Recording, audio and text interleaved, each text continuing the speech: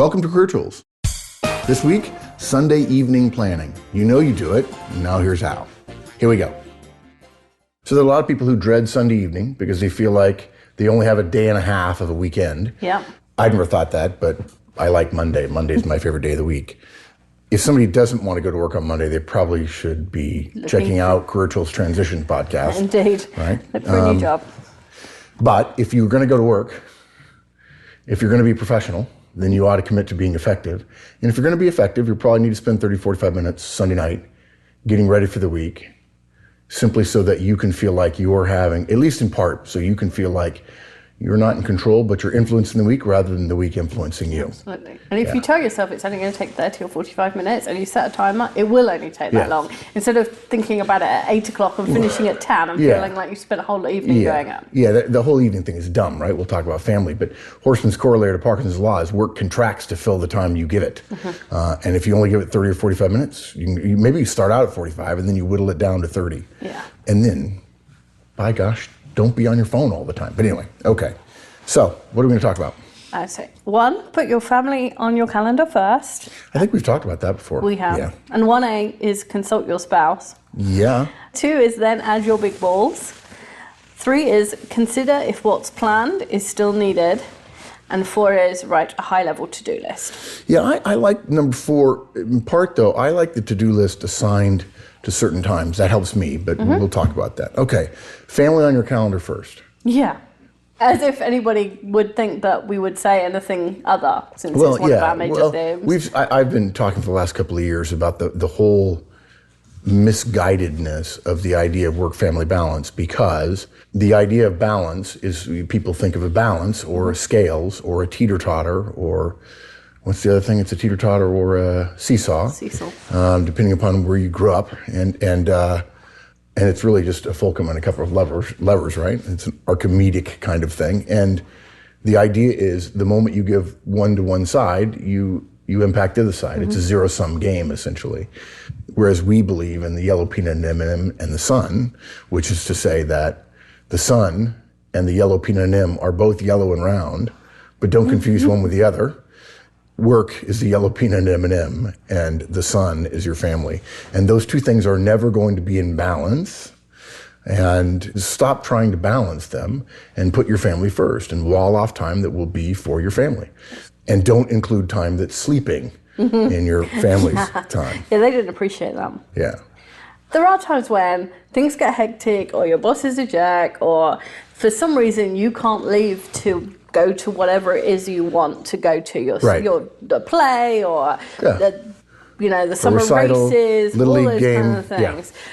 But if you start planning your weeks and months ahead of time, instead of going to your boss and saying on Wednesday, I need to leave early because my little boy is playing in a Little League game, if you've planned on Sunday and you go in Monday morning and say, boss, I'd really like to leave early on Wednesday because my son is playing a Little League game, and here's what I've planned to cover it, here's the hours that I'm going to make up for it if you need to, here's what's going to happen, he's much more likely to say yes. Yes. And if you think your boss is checking your calendar a week in advance to see what you have on your calendar, you're crazy. That's not happening. What's more, if you think that leaving it off the calendar is a good idea, that's also crazy.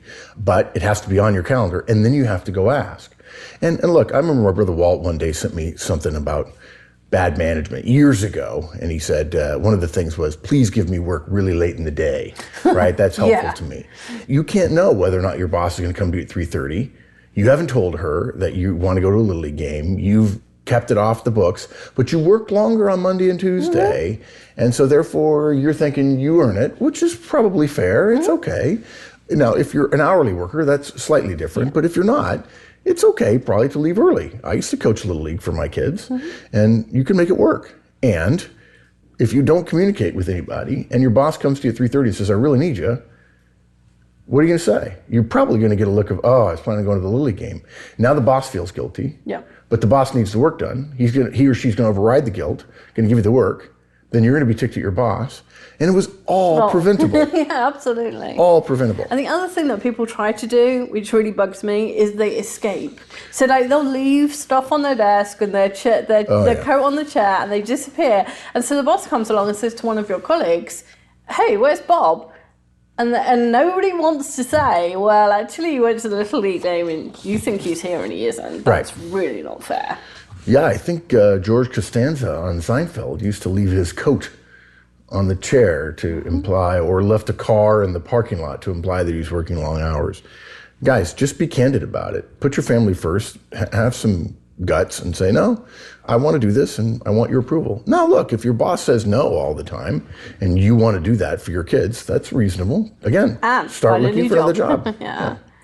The other reason for putting family events on your calendar, even if your boss or your company or for whatever reason you can't leave, it reminds you that your family is there. When you're working, your family still exists, and they still love you. Even if you lose this job is not that important. Right. And if you get the reminder on your calendar, you can remember to call your child or text and say, "Hope it goes well. I'm sorry I can't be there," and that's helping your family relationships. Yep.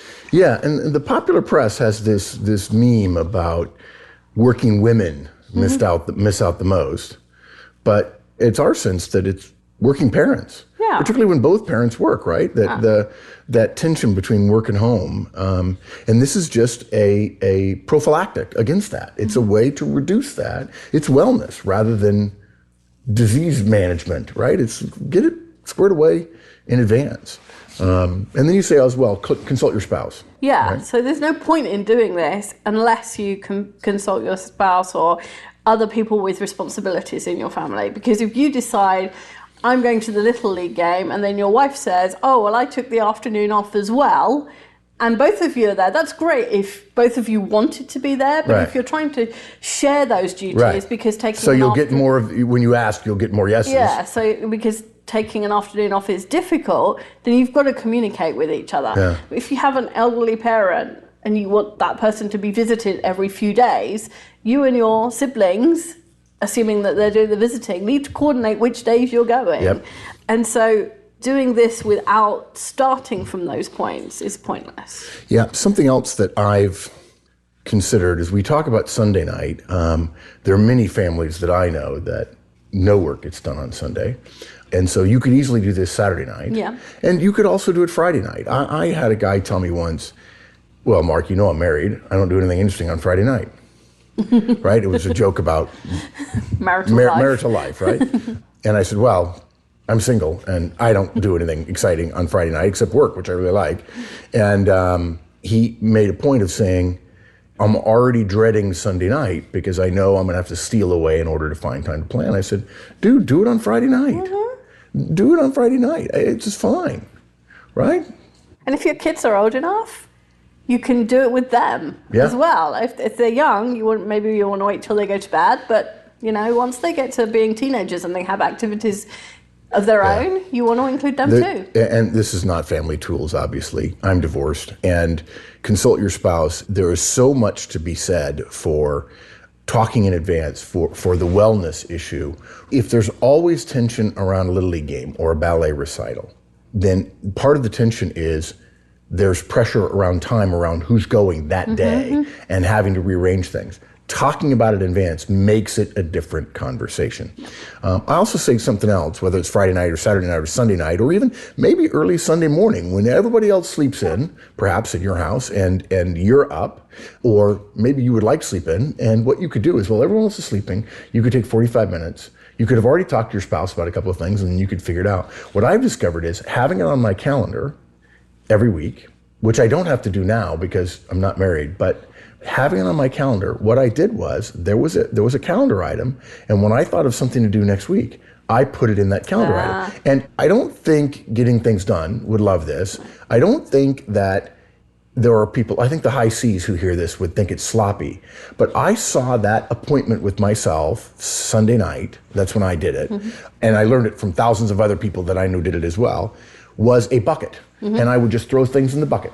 by Wednesday afternoon, Thursday, Friday, as the week was fading away, I would be throwing things in the bucket for next week. Okay, I forgot that, and the boss is out of town, or oh, okay, I can't do that because of this.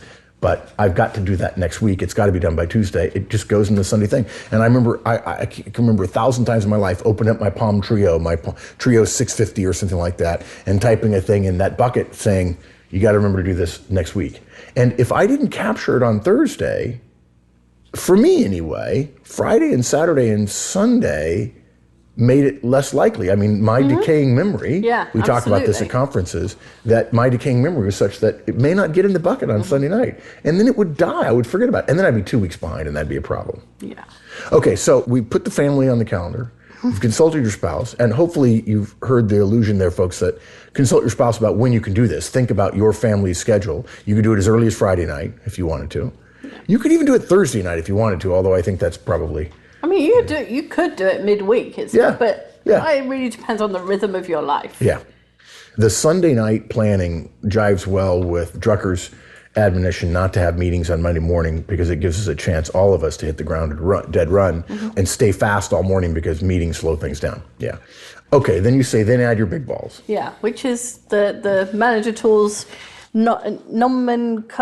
Nomenclature? That's the word. Nomenclature? No, nomenclature? That's the word. Or put differently, the juggling koan? Yes, exactly. Meme, yes. So we call your big yearly type goals big balls, and your smaller tasks are small balls, and you have to fit them into your space. A big ball wouldn't necessarily be yearly, but they're the key responsibilities that you hold.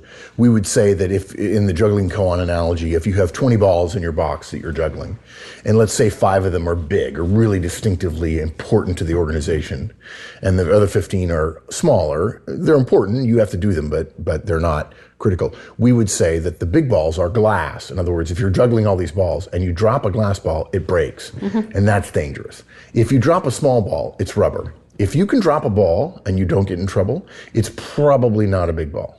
But if you're responsible for monthly sales and you miss your sales number is that's a glass ball, right? Absolutely. So the glass balls are the big balls, the ones you spend the most time on, assuming you've correctly analyzed what is most important for your role to the organization.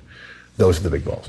And those are not necessarily the things that are being shouted about the loudest or the fires that are burning most brightly. In fact, I would argue just the opposite. The reason manager tools and career tools have seen so far is we stand on the shoulders of giants, right? I mean, I just mentioned getting things done, this is genius. And now I'm thinking of Stephen Covey and urgent and not urgent and important and not important. And I think it's quadrant 2. I always forget, it's a 2x2 matrix. But what you want is important and not urgent, and what most people spend time on are urgent, and it's either not important or important. But yeah, and that goes to that whole meme of I want to do a C priority thing because it's easy to do, and it's a bit like I'm hungry, and so I'll just put something sweet in my mouth, and it doesn't really sustain you, but it takes away the hunger a little bit, and then you're hungry again in 5 or 10 or 15 minutes, and then all you're doing is sucking on sugar all day. Same thing with deliverables. There are too many people who say, I'll get the urgent done because I'm going to get in trouble if the urgent's not done. But what happens is you spend so much time on the urgent stuff, you never get to the important stuff. And then the important stuff becomes urgent, and important stuff that's urgent, probably you don't have the time to do the things you need to do, and then you're in trouble. Yeah. So we put the important things first on there.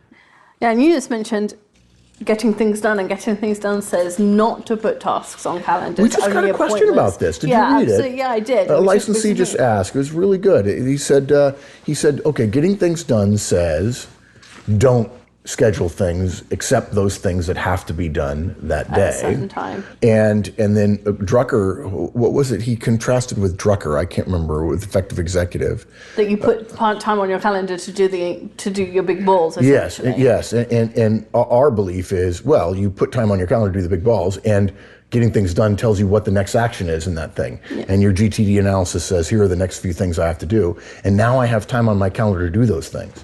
And that's the problem. People don't have time on their calendar. People say they're meetinged out. Well, if you put time on your calendar, I'm not talking 8 hours or 10, 12, 15 hours a week, guys. This is not a blocking exercise, but putting 5 to 6 hours on your calendar, maybe 7 hours on your calendar a week, And I'm not talking 3 hours at a time, because that looks like a red flag to people, because that essentially kills a morning or an afternoon, which is hard to do in a modern big organization. And you can't concentrate for 3 hours at a Yeah, time. you anyway. can. 90 minutes at the most, and I would say for some people, It's an hour. and the people who act like ADHD is a big plus, or the people who say only people with Asperger's can really be great at technical stuff. I find that really frustrating at times.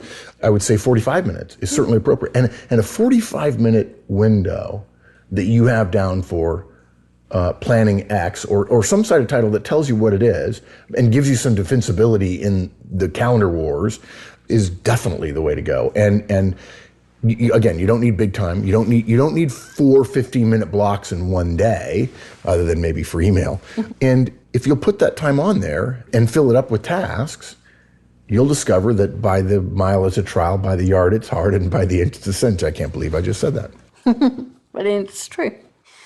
So if you find that when you're trying to put your big balls onto the calendar, as we've just described, that you have no space because you're already booked with meetings, at least knowing that Sunday night helps you go into work on Monday morning with the kind of negotiation that you want to make with people. Yeah. Should there be a reason to? Yeah, but there's another solution to that. The moment you get into that situation, you're planning too short.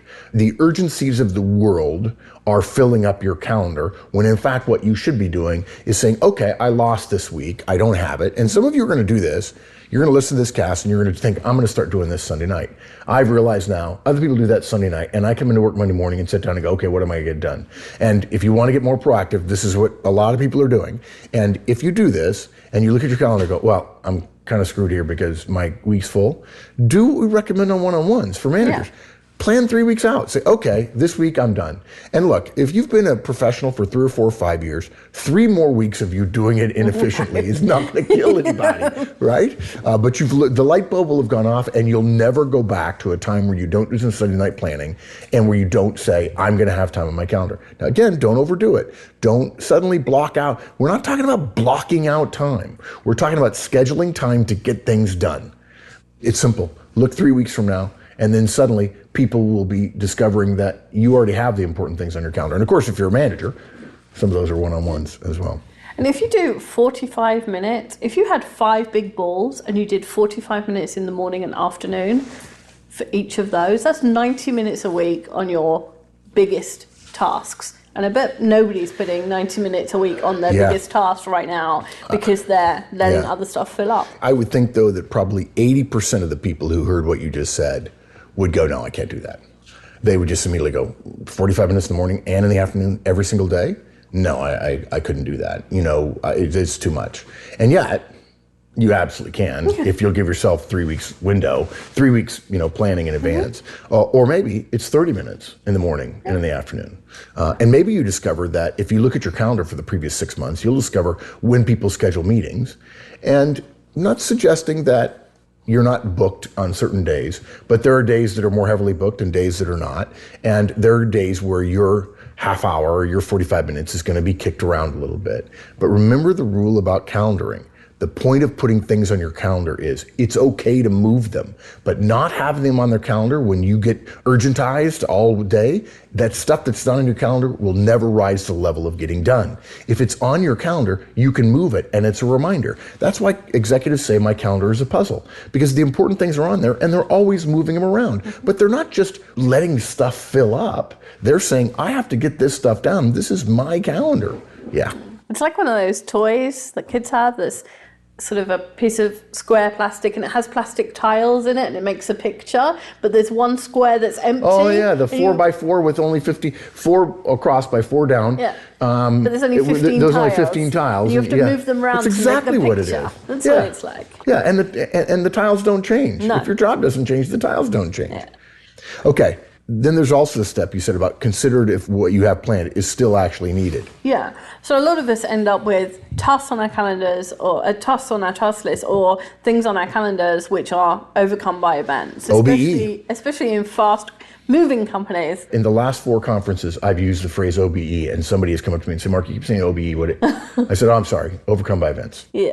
So somebody told me recently that they were in a reorganization. Their division was going through a reorganization, and that reorganization was interrupted by another reorganization of the bigger space that they were in. So clearly some of the stuff that he had planned was overcome by all that stuff you were doing for the first reorganization out the window. Yeah. What kind of questions should we be asking ourselves? What you're saying is Sunday night, we're looking at our calendar for the entire week and we're asking ourselves what? Is this action or meeting still required? Is it mine or should it be allocated to someone else? If a meeting or an action is required, have I got time on my calendar to do it or to prepare for it? Okay, good. And can this action or meeting be accomplished another quicker, more simpler way? Because a lot of the time when you think you first get a task, you think, okay, well, I'm going to have to do this. But by the time it's percolated a bit and, a week's gone by and now you've got to do it, you think, oh, well, I can just do this and it'll be much faster. Okay, good.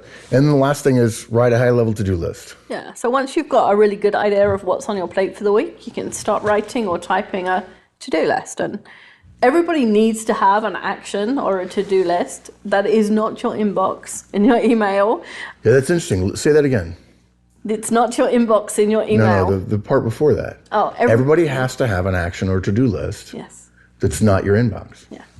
Yeah, and there are people who I think plenty of people who started their careers, became professionals after email existed. They see their email as their inbox because it's called inbox. And they don't realize that people used to have inboxes. And if you're not a paper processor where they bring you files and put them in your inbox, people really don't have inboxes, physical inboxes, the way they used to. Mm-hmm. You used to be able to walk by a desk at organizations, and I'm sure that this makes the young people listening think I'm old, and you could tell what kind of day somebody was having by what they're in inbox and outbox. Inbox pending outbox. Yeah.